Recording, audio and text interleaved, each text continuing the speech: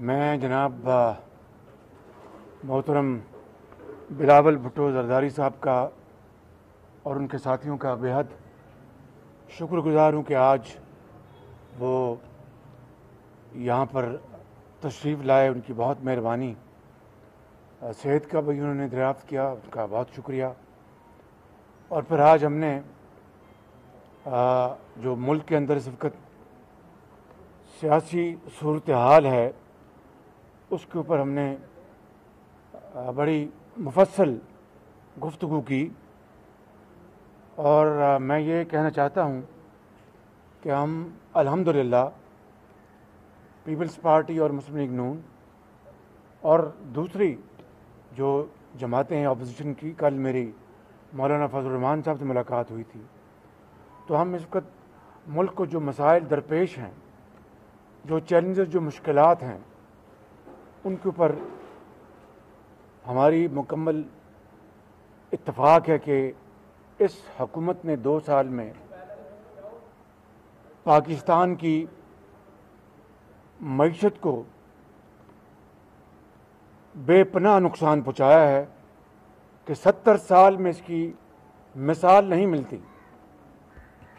آپ آج دیکھیے کہ مہنگائی آسمانوں سے باتیں کر رہی ہے کووڈ کی وجہ سے, اور کووڈ نے پوری دنیا میں لاکھوں اموات ہوئیں اور پاکستان میں بھی ہزاروں لوگ اللہ تعالیٰ کو پیارے ہو گئے. اور ہم سب دست بدعا ہے کہ اس وبا سے اللہ تعالیٰ جلد سے جلد جان چھڑوائے. لیکن دنیا میں کووڈ کے بعد قیمتیں زمیں بوس ہو گئی, یعنی بالکل, یعنی اس حد تک قیمتیں گر گئی ہیں, چاہے وہ اشیاء خرد و نوشت ہوں, چاہے وہ کاروباری جو مٹیریلز ہیں, سامان ہیں, سب کی قیمتیں گریں. پاکستان میں قیمتیں آسمان سے باتیں کر رہی ہیں. یہ ایک ایسی ایک دل خراش یہ بات ہے کہ اس حکومت کے پاس کوئی جواب نہیں. آپ چینی سکینڈل جب سے شروع ہوا اس وقت 60-65 روپے چینی تھی, آج یہ 100 روپے پہنچ گئی ہے. اور تاریخ میں پہلی مرتبہ ہے, کم از کم میں نے بطور ایک سیاسی کارکن کے میں نے یہ نہیں دیکھا, اور جب میں سیاست میں نہیں تھا تب بھی ایسا واقعہ نہیں ہوا کہ گندم کی کٹائی کا سیزن ختم ہوا نہیں اور پورے ملک میں ایک بحران پیدا ہو چکا ہے. اور ابھی یعنی نارملی سال کے آخر میں حکومتیں جو ہیں وہ اپنے سٹاک سے وہ نکالتی تھی. آج خود جو وزیر زراعت ہیں وہ کہتے ہیں کہ ہمیں سمجھ نہیں آ رہی کہ گندم کہاں گئی, اور جو سرکاری ریٹ پہ جو آٹا ہے وہ کھایا نہیں جاتا, اور جو چکی کا آٹا ہے وہ لوگوں کی جو جیب ہے وہ اس سے باہر ہے, برداشت نہیں کر سکتی. پھر پیٹرولیم کے آپ نے دیکھا تیل کے اوپر کیا کرائسس ہوا کہ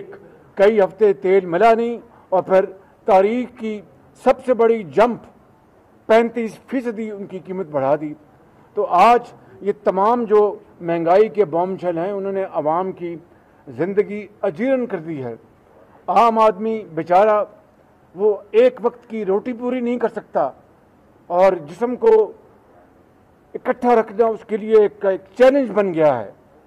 تو میں سمجھتا ہوں کہ کہاں ان کے وہ دعوے کہ 50 لاکھ گھر بنائیں گے, کہاں ان کے وہ دعوے کہ 1 کروڑ نوکریاں دیں گے. وہ 1 کروڑ نوکریاں کیا, لاکھوں لوگ جو ہیں وہ اس وقت بے روزگار ہیں. اور جو آپ جانتے ہیں کہ جی ڈی پی جو 2018 میں وہ 5.8 پہ آ چکی تھی, انہوں نے پہلے فجنگ کی اور کہا کہ 3.3 ہے, اور پھر اس کو دوبارہ ان کو مجبوراً اس کو کریکٹ کرنا پڑا اور کہا کہ یہ 1.9 ہے. اس سے آپ اندازہ کر لیں کہ لاکھوں لوگ بے روزگار ہو گئے, کاروبار تباہ ہو گیا, اور کاروباری آدمی اب اتنے یو ٹرنز ہو چکے ہیں کہ وہ اگر یہ عمران خان نیازی ان کو میں سمجھتا ہوں کہ ہر قسم کی یقین دہانی بھی دلائے تو وہ اب سرمایہ کاری کرنے کے لیے تیار نہیں ہے اس حکومت کے اس دوران یہ ہے خدا داد ملک پاکستان کی اس وقت حالت اظہار، اور میں سمجھتا ہوں کہ اس انکمپٹنٹ سلیکٹڈ حکومت کہ یہ اب بس کی بات نہیں ہے کہ وہ حالات کو سدھار سکے، اور اس لیے یہ ہمیں خوشی سے نہیں، لیکن یہ ایک جو اس وقت ملک کی صورتحال ہے اس کی بنا پر یہ کہنا ضروری ہو گیا ہے کہ عمران خان نیازی کی حکومت مکمل طور پر ناکام ہو چکی ہے، اور مزید اس حکومت کا رہنا اس ملک کے لیے، اس ملک کی معیشت کے لیے، اس ملک کے عوام کے لیے وہ کسی بھی خطرے سے کم نہیں ہے۔ آج ہماری جو بلاول بھٹو زرداری صاحب سے جو گفتگو ہوئی اس پہ ہم مکمل طور پر ہمارا اتفاق ہے کہ عید کے بعد رہبر کمیٹی کی میٹنگ ہوگی، اس میں باقاعدہ جو ایشوز ہیں وہ ڈسکس ہوں گے، تمام جو کمپوننٹ پارٹیز کے وہاں پر جو ریپرزنٹیٹنٹس ہیں، اس کے بعد پھر انشاءاللہ اے پی سی میں وہ ایجنڈا لے کے جائے گا، اور اے پی سی میں پھر انشاءاللہ باقاعدہ ایک پورا اس کا اعلان کیا جائے گا، جو بھی اس بارے میں اسٹریٹجی اور جو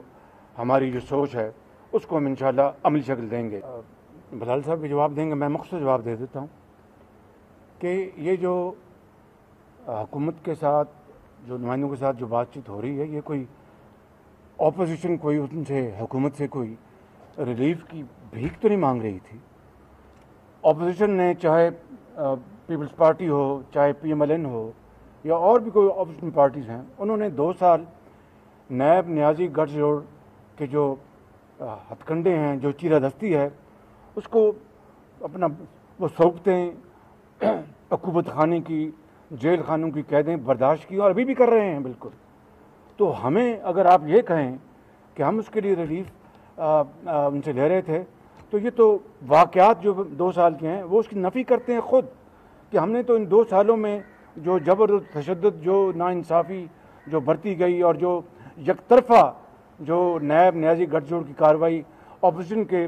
منہ کو بند کرنے کے لیے جو کی گئی، وہ پوری دنیا نے دیکھا۔ ہم نے یہ کہا کہ ابھی جو سپریم کورٹ کا فیصلہ آیا ہے، جو ایک بڑا ہمہ گیر فیصلہ ہے خواجہ سعد رفیق کے بیل کے، اس کو پڑھ لیں، اور اس میں جو بھی سپریم کورٹ نے اس فیصلے میں نیب کے بارے میں نشاندہی کی، ہم نے کہا کہ اس کی جو کریکشن ہے اس کو صحیح انصاف کی بنیادوں پر، اکاؤنٹیبلٹی سے کوئی نہیں ہم میں سے بھاگ رہا۔ بالکل ہم یہ کہہ رہے ہیں، یہ احتجاج کر رہے ہیں کہ اکاؤنٹیبلٹی کے نام پر بدترین وکٹمائزیشن اور وچ ہنٹنگ ہو رہی ہے۔ جی فیشسٹ کہہ لیں، اور مسولینی سے اور ان سب سے آگے بڑھ گئی، تو ہم اس کی بات کر رہے ہیں۔ جس طرح میرے بھائی بلاول بھٹو صاحب نے بات کی کہ بی آر ٹی پشاور کا کیا حشر ہوا، کہاں 30 ارب روپے سے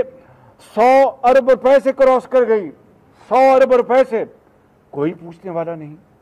کہ بھئی بی آر ٹی پشاور میں جو اس وقت جو اپنا اربوں روپے کے گھپلے ہوئے ہیں، خود ان کی رپورٹ ہے، خود ایشین ڈیولپمنٹ بینک کی رپورٹ ہے،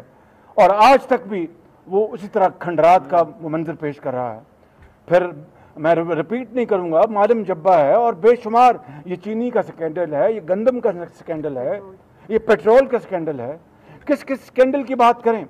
ہمیں 2 سال سے جو جن الفاظ سے اپنا انہوں نے ہمیں نوازا، دن رات چور ڈاکو کہا، لوگ آج پتہ ہے کہ کہتے ہیں، وہ کہتے ہیں بحث برائے بحث۔ انہوں نے کام تو کیا تھا، دن رات کام کیا تھا، انہوں نے ماں سوائے پاکستان کے اربوں خربوں ضائع کرنے کے علاوہ اور پاکستان کے غریب قوم کا وقت ضائع کرنے کے علاوہ انہوں نے کچھ نہیں کیا۔ یہ ہے نیب کے حوالے سے ہم یہ کہہ رہے ہیں کہ سپریم کورٹ کا جو فیصلہ آیا ہے،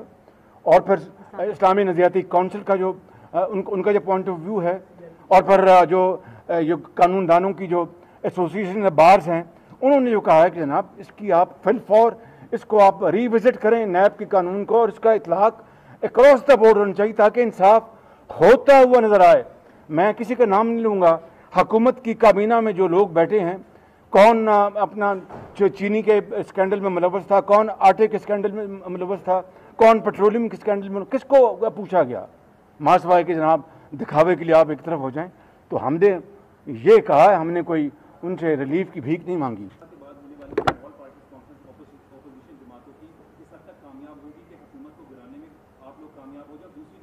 نیب کی کارروائیاں بھی چل رہی ہیں, 17 تاریخ تک آپ کی جو بیل ہے یہیں پر ریڈ بھی کیا تھا. اگر اسی طریقے سے ساری صورتحال رہے گی تو کیا حکمت عملی ہے؟ مجھے امید ہے کہ آپ دوبارہ ریڈ نہیں کروائیں گے. گزارش یہ ہے کہ پاکستان اور عمران خان اکٹھے اب کی چلنے کی کوئی صورتحال ہے, اس لیے میں سمجھتا ہوں کہ جتنی جلدی اس حکومت سے جان چھڑوائی جائے, پاکستان کی بھلائی اور پاکستان کے 22 کروڑ عوام اور غریب عوام, ماؤں اور یتیموں اور بیواؤں کی, اسی میں ان کی عافیت ہے. تفصیل میں جانے کی ضرورت نہیں ہے. انشاءاللہ اے پی سی پہلے, جس طرح بلاول بھٹو صاحب نے کہا کہ پہلے ہماری میٹنگ ہوگی, اس کے بعد اے پی سی کی میٹنگ ہوگی رہبر کمیٹی کے بعد, اس میں انشاءاللہ ایک ٹھوس پلان بنے گا اور آپ دیکھیں گے کہ پاکستان کے عوام کی امیدوں کے کی امنگوں کے مطابق وہ پلان ہوگا انشاءاللہ. ایک سیکنڈ جی, ایک منٹ جی, آپ سوال ایسے نہیں ہو سکتا جی, ایسے نہیں. ایک عمران خان نے دھرنا کیا تھا سر آپ کی حکومت کے اندر اور بڑا کوئی ناپسند اس کے بعد مولانا فضل الرحمان اکیلے گئے تھے اسلام آباد, تو تمام اپوزیشن جماعتیں ایک ہو گئی ہیں, کیا آپ اسلام آباد کا رخ کریں گے آپ کے بعد؟ دیکھیں, یہ ان دھرنوں نے پاکستان کو تباہ کر دیا تھا. 7 مہینے ان دھرنوں نے پاکستان کی معیشت کو تباہ کیا, اور چین کے صدر شی جن پنگ جو پاکستان تشریف لا رہے تھے, عمران خان کی ہٹ درمی نے کہ میں نہیں اٹھوں گا یہاں سے, اور ان کا دورہ جو ہے وہ مؤخر ہو گیا. اور اسی حوالے سے, اسی تناسب سے جو سی پیک کا جو پروگرام ہے وہ 7 مہینے آگے جا پڑا. آپ اگر 7 مہینے پہلے اگر وہ معاہدے سائن ہوتے تو پاکستان کے ساتھ قیمتی مہینے بچ سکتے تھے. تو ہم we believe in politics of logic and politics which is in the interest of Pakistan. اس کے لیے جو بھی تمام جماعتیں ایک لا عمل بنائیں گے, اس کے اوپر انشاءاللہ ہم عمل پیرا ہوں گے.